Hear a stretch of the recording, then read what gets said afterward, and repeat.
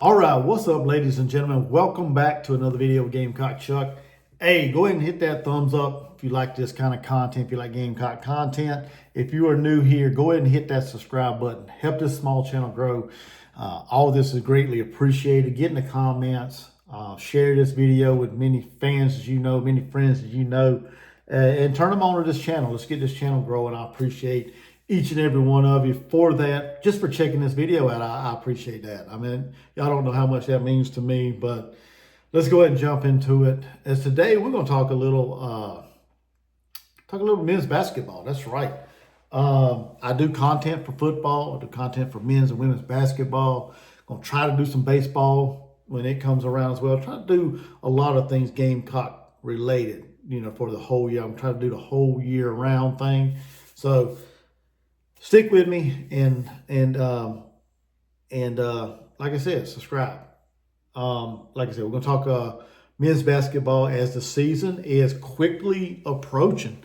We are a little over a week away. November 4th is the first game for the men's basketball team.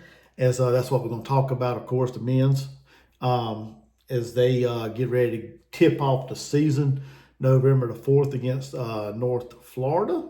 Yeah, North Florida is the team they play. However, they do got one more exhibition game or an exhibition game left to go. They'll play that Wednesday night at 7 o'clock against Worcester College, which is Coach Paris's alma mater. So he invited his alma mater to Columbia to play in an exhibition game just for fun and just to give them young men from Worcester an experience of a lifetime, a chance to come play in an SEC school, to play in an SEC arena and just have a good time, I guess you could say. Of course, there probably won't be a whole lot of television. I don't think it's even going to be online or anything. So probably have to just read up on it, see how it went. I don't know if they're going to have stats or not. Have to dig into it and look up at the South Carolina Athletics website and see, on Wednesday night if they're going to have a tracker or something with the score or whatever, so I can keep up with the stats and see how everybody's playing. But either way, they finished that off, and then they opened the season November 4th, like I said, against North Florida. Coach Paris is in his third season as the head coach of the Gamecocks. And, of course, like everybody remembers, last year was a phenomenal year for the Gamecocks, a turnaround year for Coach Paris and the Gamecocks. Last year, South Carolina went 26-8 overall, 13-5 in the SEC. After the preseason, or into preseason, the media, I guess it was, or whoever does that ranking, picked South Carolina to finish 16th. Coach Paris used that as bulletin board material and fuel to get the guys up and ready to play. And they proved them wrong. They finished 5th in the SEC last year, tied with three other teams for second place, basically. But if you do who wins, who lost kind of comparison, they ended up 5th in the SEC, or they were the 5th seed in the SEC tournament anyway. But overall, it was still a great season. Still a great season compared to what everybody expected from Coach Paris and his players last year. Most regular season wins in school history. First time they reached the NCAA tournament since 2017 under that magical run by Frank Martin and Cedarius Thornwell, P.J. Dozier, Dwayne Notice, Chris Silva, and all them guys from that 2017 team. First time South Carolina got ranked since 2017 as well. Had some good wins along the way during the season. They upset number 5 Tennessee on the road. They upset number 6 Kentucky at home. I call it an upset because they're an ACC school. They upset Notre Dame at home, and they beat Grand Canyon in a neutral site game in the beginning of the season. So overall, some real notable wins, I think, last year. And there's probably a few more other ones that I didn't write down or didn't remember off the top of my head. But y'all can get in the comments and let me know if there was some I missed. But overall, phenomenal season last year. Got some good players coming back this year. Added some from the transfer portal. We also lost a few to graduation and the transfer portal as well. Brought in a phenomenal 4-star guard, freshman right there out of the state of South Carolina. Cam Scott, Lexington High School, brought him in as well for class of 2024. Brought a couple walk-ons on as well. So overall, and like I said, we had 3 transfers to come in as well. Nick Pringle from Alabama, Jordan Butler from Missouri, and Jamari Thomas from Norfolk State. So all 3 of them are solid transfer portal pieces to add to what we already got in Jacoby Wright, Zachary Davis, Miles Studi, Austin Hero, Morris Ugasuk, I think that's how you say his name, Arden Conyers, another sensational redshirt freshman that everybody's going to know by the end of the year, according to what Coach Parrish says. Colin Murray Boyles, the freshman sensation from last year that burst onto the scene after, not really getting to play early because of mono. He come onto the scene and just made a name for himself. Last year, he's going to make big money in the NBA. Hopefully in a couple years. Some say he might leave after this year. I don't know. I think he's a very phenomenal player. Ceiling's real high. And, he's going to make big money in the NBA. And also Benjamin Bozeman Verdonk.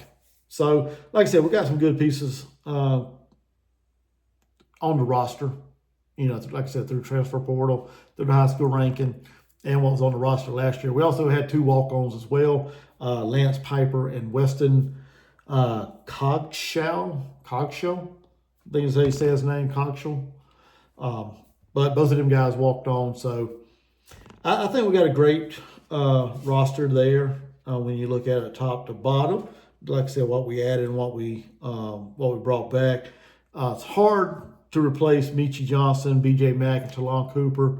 But I think with what we brought in from the transfer portal, I think we did a solid job of, finding some key pieces there to replace them 3 guys. Wish them nothing but the best. B.J. Talon, they graduated, they moved on. So nothing we could do there. Michi Johnson decided he wanted to go back to Ohio, where he come from, Ohio State. So he transferred back home. So you can't fault the young man for wanting to get back home and play, in front of his family and friends and for the state he's from, which is what we did with bringing in Jordan Butler and Nick Pringle. Both of them young men are from the state of South Carolina. So they wanted to come back to the state of South Carolina, the home state, and show out for their family, for their friends, and for the state. So can't fault him there. Wish him the best of luck at Ohio State. The other 2 guys, like I said, they graduated, so hopefully they're moved on to bigger and better things in life, and they prosper and do well. Talk a little bit about the team and the roster. As I'm looking at my notes here, Colin Murray Boyles, the phenomenal freshman we had last year, like I said, to burst on the scene after missing some time with mono early in the year. Phenomenal player, man. Phenomenal player. His like I said, his upside, man, his ceiling is high, man. It's through the roof. Young man, he averaged 10.4 points per game last year, almost 6 rebounds per game, almost 2 assists a game, a block and a steal a game. Shot right around 60% from the field. So phenomenal at the rim shooter. Can create his own shot and get to the rim. Also, from what I heard, Coach Parrish said he's been working, and some of the players said he's been working on his outside shot because, of course, Coach Parrish wants he wants all of his guys to be able to stretch the floor, shoot from the perimeter, and so no exception from Colin Murray Boyles or some of the other big men we got coming in, Pringle and Butler. He wants all these guys to be comfortable stretching the floor and shooting from the perimeter.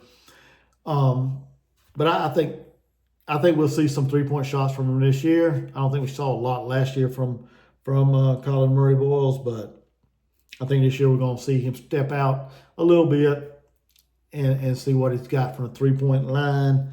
Miles Studi came off the bench mainly last year, averaged roughly about 8 points a game. Zachary Davis, same thing, come off the bench, about 6 points a game. Jacoby Wright, about 6 points a game off the bench, of course. Jamari Thomas, the young transfer that we got coming in from Norfolk State. He was the player of the year in the MEAC last year. He also led the MEAC in steals, and he's part of the MEAC all-defense team. So we got a solid Point guard there, Jamari Thomas. Will he be running the point? I don't know. It'll be either him. I think it'll be either him or Jacoby Wright running the point. We shall see. Coach Paris will be settling the roster whenever the season starts. So I'm not going to get into all that. I leave all that up to Coach Paris. I trust him, and I think he'll put a good solid point guard out there regardless of which one. Nick Pringle, the other transfer to come in from Alabama. He's a high percentage scorer, scoring right there at the rim. Shot about 62% from the field last year at Alabama. Of course, Coach Paris is going to ask him to step out and shoot as well. So all these guys, Pringle, Butler, CMB, all of them going to be asked to step out and shoot from the perimeter. So not sure exactly his 3-point shot percentage or if he's even taken any 3-point shots, but I would imagine so. He's been in college for a while. He's a grad student, so I'd have to dig more into his stats to figure out about that. But he's going to be asked to stretch the floor as well. But he's also going to be asked to score more because at Alabama he was more of a, like I said, around the rim player, just basically dunking, clean up rebounds, things like that. Coach Paris wants to feed him the ball inside and make him create his shot. He said that in his interview, in his SEC Media Day interview, and after that he said the same thing. So he's going to want him to step out and create his own shot. You know, they want to feed him the ball down low inside and make him work and create a shot. So he wants him basically to kind of be like a BJ Mack, feeding the ball in the post and let him feast and see what he can do. Same thing with Jordan Butler, 7 foot tall forward, shot blocker. Both him and Pringles, both shot blockers. CMB's a shot blocker as well. So he's going to be asked to step out as well. He averaged Jordan Butler, he averaged 2.3 points per game, 2 rebounds per game at Missouri. Not a whole lot of playing time as he was a freshman last year. This year he's a sophomore, so hopefully his game and his ceiling will continue to grow and get higher and better. With Coach Paris coaching him up, and like I said, building his confidence by feeding him down low in the paint as well. But like I said, man, I'm excited for this season, man. I can't remember another year in men's basketball that I've been excited about the season tipping off. I don't know. Coach Paris just brings that to the team and to the fan base, man. I mean, I'm so excited about that. What we got on the roster, what we're bringing in through the transfer portal, what we brought in with Cam Scott. I didn't even talk about him. He's a phenomenal guard from the high school ranks, 4-star Lexington High School, right? Like I said, from the state of South Carolina. Excited to see what he does as well in Coach Paris's defense and offensive scheme. As everyone knows, Coach Paris, as long as you play sound, fundamental defense, he's going to allow you to play freely offense. And I think that's what made South Carolina so successful last year when it comes to the basketball team. I think anytime you try to, or you give these young men that's been playing basketball for probably most of their life, I guess you could say, you give them free reign to create their own shots, to shoot when they want to. I think if you let them do that, that builds their confidence and helps them grow and helps them get better. And it all starts, like I said, it all starts with defense. If you do that, Coach Paris will let you play freely. And I think I'm excited to see this team, man, because I think we're going to have another phenomenal defensive team. And we're going to have some guys that can score. We'll have some guys that can score around the rim with Nick Pringle, Jordan Butler, Colin Murray-Boyles. Them guys are going to be able to score around the rim. And then we're going to have guys that can stretch the floor and shoot it from the outside. And Jacoby, Studi can shoot it from outside. Zachary Davis can hit from outside. He can also get to the rim as well. Cam Scott, I think he's a scorer at all 3 levels as well. So excited about him. Like I said earlier, Arden Conyers, a name that Coach Paris said everybody's going to know by the end of this season. So looking forward to seeing what he can do. Heard a lot of good things about him. Like I said, we didn't get to see him play last year. But I'm excited for this team, man. I think we're going to be a phenomenal team. a team that probably can duplicate what we did last year when it comes to record and getting back to the tournament. A possibility, a strong possibility there. Um, if everything plays out like I think it can with these pieces that Coach Paris brought in and what we got left on the roster. Looking at the schedule, I mean, the non-conference schedule really there's not a whole lot that jumps out to me as far as being a real tough schedule. Got Indiana on the road. That's probably one of the tougher games there. Xavier, another good team out of the A10. That's a neutral site game. That's in the Fort Myers Tip-Off Classic or whatever it's called there in Florida. We'll play Xavier, then we'll either play Michigan or Virginia Tech. So either get a Big Ten school or an ACC school in that aspect. So outside of them three games, Xavier and then either Michigan or Virginia Tech and then Indiana, the non-conference schedule looks pretty favorable. We also got Clemson and East Carolina on there, but East Carolina I think is a winnable game. Clemson might be a little tougher, but it's at home. And then you go into SEC schedule. We all know the SEC schedule's a rough schedule, night in, night out. If we could finish about like we finished last year, 13-5, 12-6, somewhere around there. As long as it's above 500, I think we got a good shot of getting back into the NCAA tournament. As far as looking at the schedule and everything, we finished the season with Tennessee. Of course, you got Arkansas on there, Texas and Oklahoma, the new guys in the SEC. Got Florida a couple times, I believe. Yeah, we got Florida a couple times. We got Mississippi State a couple times. We could split. I think we split both of them series. Honestly, let's see who else we got twice. Do we got? So I'm perusing through the schedule. I think we got Georgia twice. Yeah, we can win. We can probably win both of them games. Maybe split. We can split them. That'd be great. Missouri on the road, LSU on the road. So Ole Miss at home. That's a winnable game. Kentucky, their new system, new coach. That game's on the road, but we all know we can win in Rupp. We don't do it a whole lot, but it's very possible. And with that new coach, new system, new players, we don't know exactly what Kentucky's going to have this year. So that's a winnable game. So, like I said, I could see South Carolina duplicating or replicating what we did last year. And if that's the case, and based on matchups in the NCAA tournament and how well we playing down the stretch, I think the ceiling for South Carolina could be a Sweet 16. I honestly do. Now, is that a stretch? Yeah, that's why I call it a ceiling. You know, that's if everything clicks, right? If everything clicks, I think we can get to probably about the Sweet 16. But if everything don't click, right, like the season we have a kind of, little less than what we did last year, I think the floor for South Carolina will be the NIT. But I see them getting to some kind of postseason tournament next year or this year, whether it's the NIT or the NCAA tournament. And like I said, I expect great things from the Gamecocks this year. I'm excited. Like I said, this is the first time I think I've been excited to see men's basketball, in a long time. No, because we lost a lot of players after the 2017 season. I can't remember a time when I was excited for the men's basketball to tip off. I'm always excited for the women's because we know what we got there and Coach Staley and the ladies.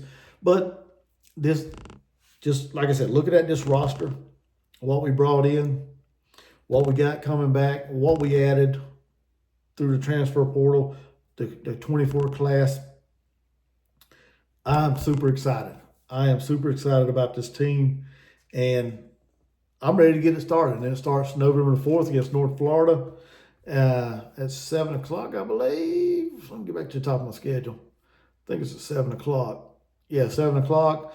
And that's going to be on SEC Network Plus. So I should be able to do that game like a live fan reaction, okay? Live fan reaction. So if you come here and you want to see the game, you won't get to see it. You get to see me react to it, but you're more than welcome to come hang out with me during my live stream while I react to the game and commentate on the game and talk about the game. So, but you can't do that unless you're subscribed and you got the notification bell on. That way you get notified when I do that. So do them things. Go go ahead and give me that thumbs up for this video if you enjoyed this. And also get in the comments. Let me know what you guys think of the roster. Let me know what you guys think of this season. If y'all excited as I am, let me know what y'all think the ceiling is for the Gamecocks and the floor. Okay? There's no right answers and no wrong answers. It's all an opinion, and that's what mine is. So if you don't agree with me, that is fine. That's fine as well. Not everybody's going to agree. So get in the comments and leave it there for me, and I will respond back to your comments. Y'all have a blessed day. Gamecock Chuck, I'll see you guys in the next one.